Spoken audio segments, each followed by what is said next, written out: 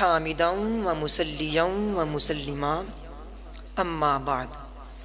صدر عالی وقار، میری تقریر کا موضوع ہے قوموں کی حیات ان کے تخیل پہ ہے موقوف۔ عالی وقار اقوام عالم کی تاریخ پرشکوہ کی سطر سطر گواہ ہے کہ اقوام کی زندگی و تابندگی، جمال و کمال، شوکت و سولت، حیات مسلسل اگر موقوف ہے تو ان کے تخیل پر، اقوام سابقہ ہوں یا اقوام موجودہ، ہر ایک تو ان کے تخیل پر۔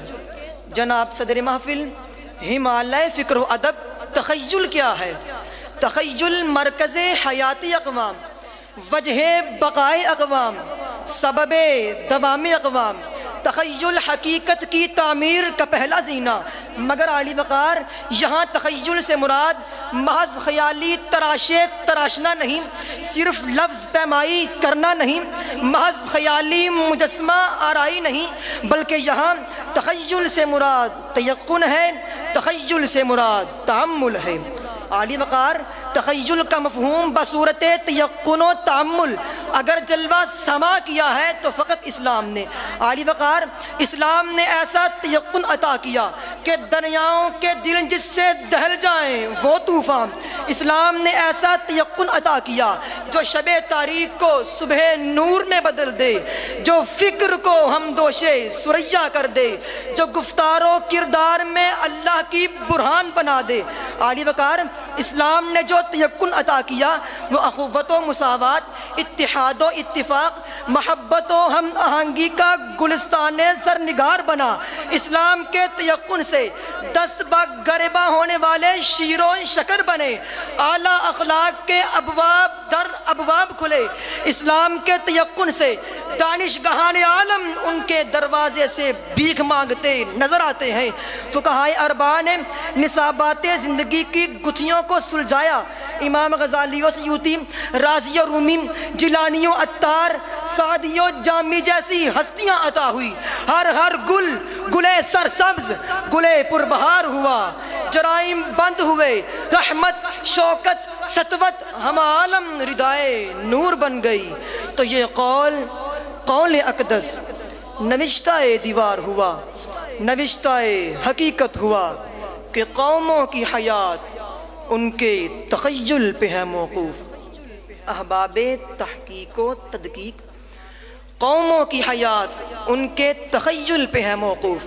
مگر جب ہم نے یہ تخیل، یہ تیقن، یہ تأمل چھوڑا، پئی مردہ ہو گئے، بے قیمت ہو گئے، قصہ پارینہ ہو گئے، اور نتیجہ بازبان حفیظ تائب یہ نکلا کہ اے نوید مسیحا تیری قوم کا حال عیسیٰ کی بھیڑوں سے ابتر ہوا، اس کے کمزور اور بے ہنر ہاتھ سے چھین لی چرخ نے برتری یا نبی۔ عالی وقار، آج بحر و بر ہمارے، خشک و تر ہمارے، ذہانتوں کی دھنک رنگ ہماری، دانش و قلم کی زرخیزیاں ہمارے پاس، کرم کا ساون آج بھی ہمارے آنگن میں برستا ہے۔ تو صدر عالی وقار، پھر زوال کیوں؟ پھر رحمت رویے زحمت کی جھاڑ جھمکار کیوں؟ کیونکہ ہماری یکجائی پارا پارا، ہماری وحدت ورق ورق، ہمارا اتفاق تنکا تنکا، ہمارا اتصال خواب پرینہ، ہماری یگانگت نفرتوں کی آکاس بیل، ہماری محبت اذیتوں کی خون چکا داستاں۔ عالی جا، تو پھر یہ گرداب کیسے ختم ہو، یہ سراب کیسے چھٹے، یہ انتشار رختے سفر کیسے باندھے؟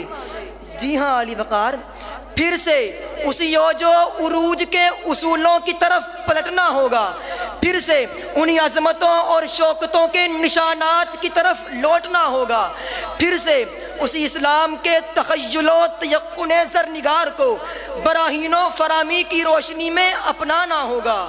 تو پھر میرا آنگن پھول پھول ہوگا، پھر بہاروں کا بسیرا میری منڈیر منڈیر ہوگا، پھر عظمتوں کے آفاق میرے گھر ہوں گے، پھر سطوتوں کے پھریرے میرے ڈیرے ہوں گے، پھر سارا عالم ہدایت کے لیے دامن دراز ہوگا۔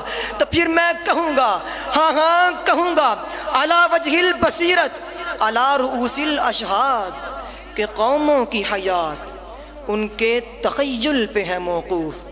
یہ ذوق سکھاتا ہے ادب مرغ چمن کو، یہ ذوق سکھاتا ہے ادب مرغ چمن کو۔